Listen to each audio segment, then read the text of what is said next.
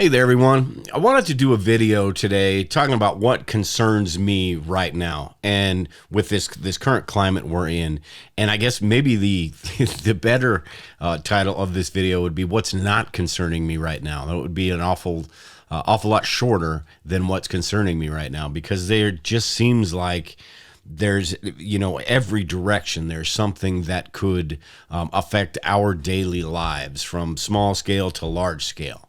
And it seems like, and I've talked about this before, where when I first started the website and the YouTube channel and the bug out location, it seemed like there was always a concern. Right. There was always, there's a reason we all get into preparedness, and there's the reason we do this stuff, because there's a concern about whatever it is, whether that's personal doomsdays, whether that's the economy, which has always been my big one. And I would have, if you would have asked 10 years ago when the debt was like 17 trillion, if we'd ever get to 27, 28 trillion, I'd have said, heck no.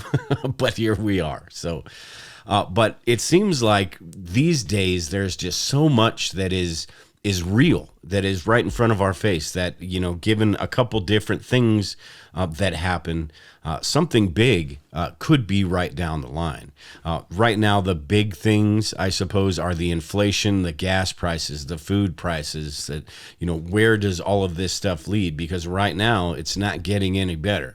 I think I just saw today the inflation rate, quote unquote, the inflation rate is 9.1%, which, if you take into account the way they used to define inflation, you're looking at close to 20%, which is insane. And it just keeps getting worse. So that affects our ability to prepare. That affects our ability, just to get through daily life, to pay the bills, to put money away for retirement, all these different things. Now, people's retirement funds have taken a huge hit because of this stuff. So that is, and then you've got the government that just continues to print money.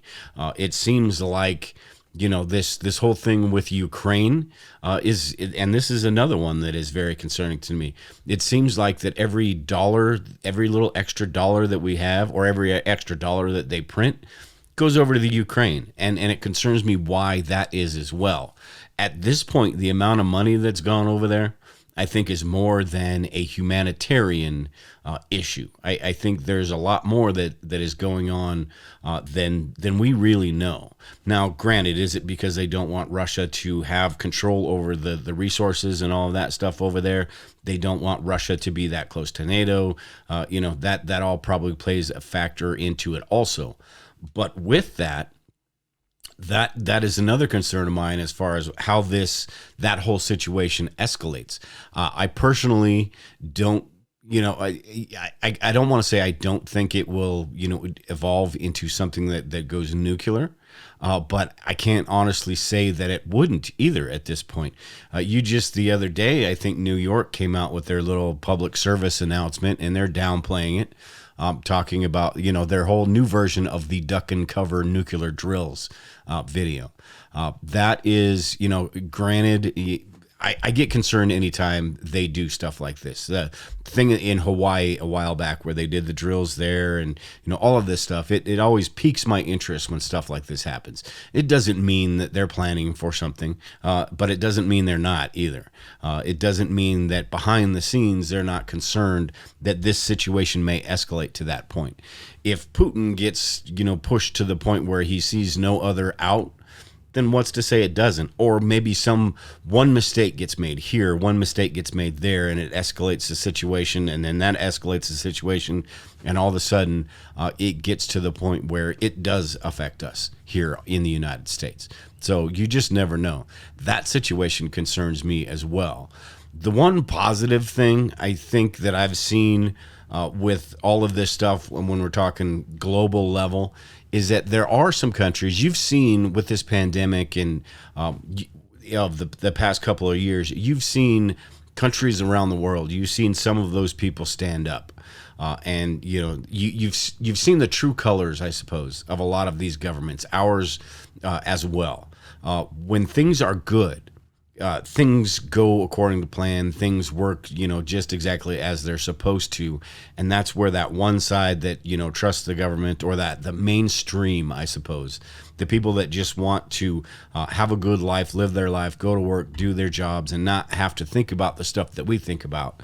When times are good, that stuff's not an issue at all. But when times are bad and the government has to, put down their fist and show their true colors, that's when you start seeing this stuff. And we saw it all over the world with the lockdowns and all of that.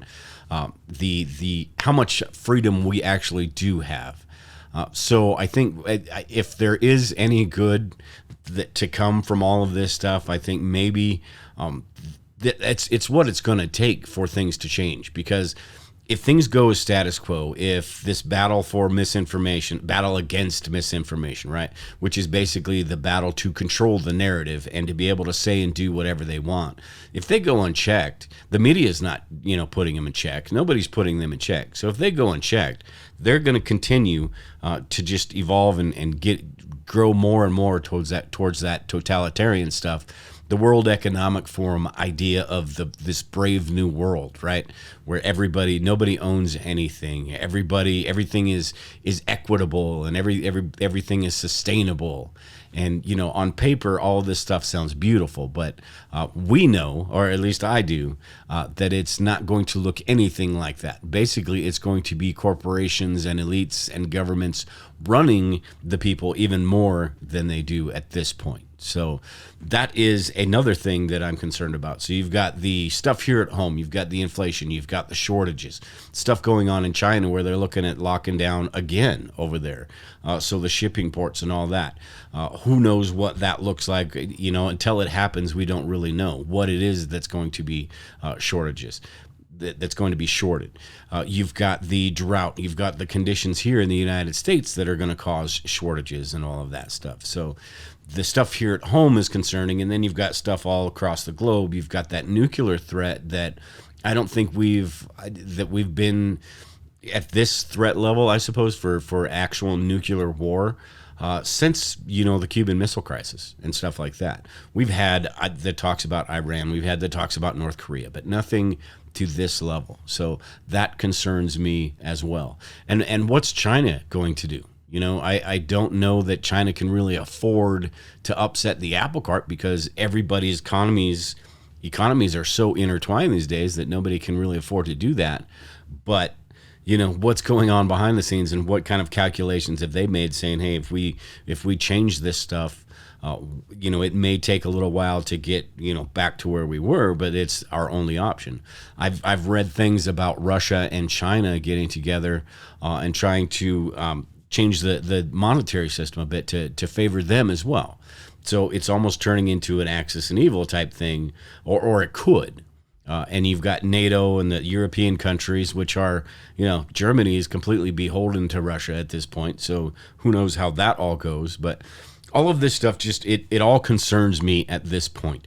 Now, as far as preparedness goes, there's things we can do, and then things that are just completely out of our control that we have to watch. And I think this global stuff is the stuff that we just have to watch and pay attention to. And I think that's because even if it doesn't become something that's nuclear, I think that there's still the monetary aspect of it, the money that we're getting put out there. You saw with the pandemic, all the stimulus and all the printing of the money, how that is coming into play across the globe now. With all of this stuff that's going on in the Ukraine, what does that turn into in a few years from now, as far as the problems that we're going to be facing as well?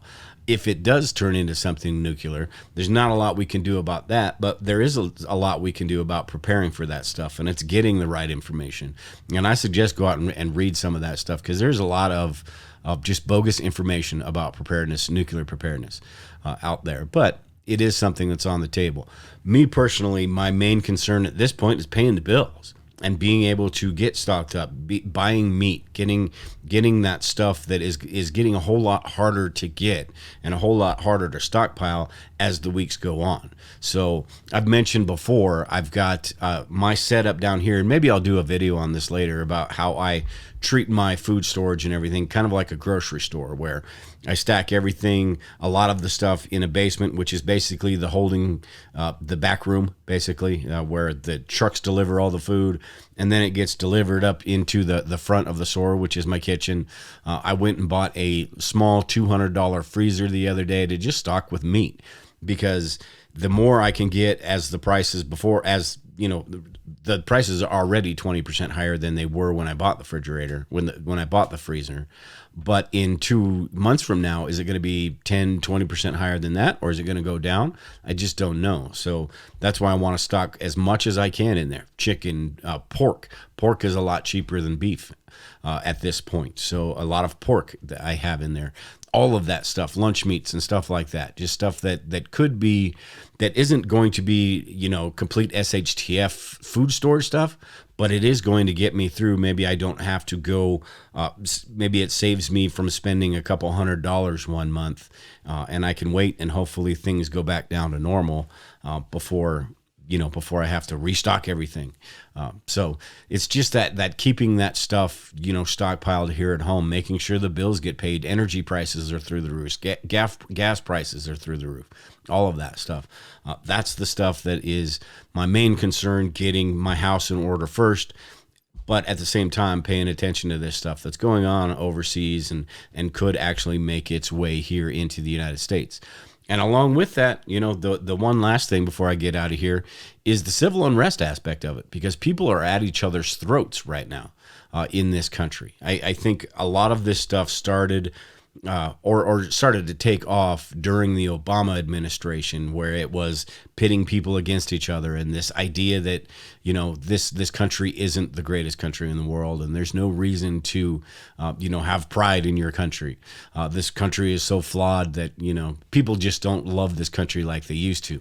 And then you got the Trump administration. Regardless whether you think it was a good or a bad thing, I personally think we started to go in the right direction for once. But he still pitted people against each other, and people were at each other's throats. We are at each other's throats more than ever. Then you get this feckless administration in there that doesn't know what they're doing. And people, I guess the one thing is at this point, a lot of people agree that this administration is worthless. So, but people are still at each other's throats. And you've got the Roe versus Wade thing. You've got all this stuff that really has people on edge. So it wouldn't take much right now. And our trust in government is at an all-time low. And I think that's on both sides. So it wouldn't take much right now to kick something off. Something like that could start off small scale, and it could escalate. I mean, you just don't know how this stuff happens. So like I said in the beginning, there are a lot of things that concern me at this point, a lot more than when I first started this, where there was a couple things and the likelihood wasn't as high. These days, it just seems like anything at any given point could happen, and it's kind of hard to figure out which direction to turn. So, like I said, focus on your house, focus on yourself, focus on the problems that you can control. Make sure and pay attention to all the other stuff, and just kind of cross your fingers and see where things go from here.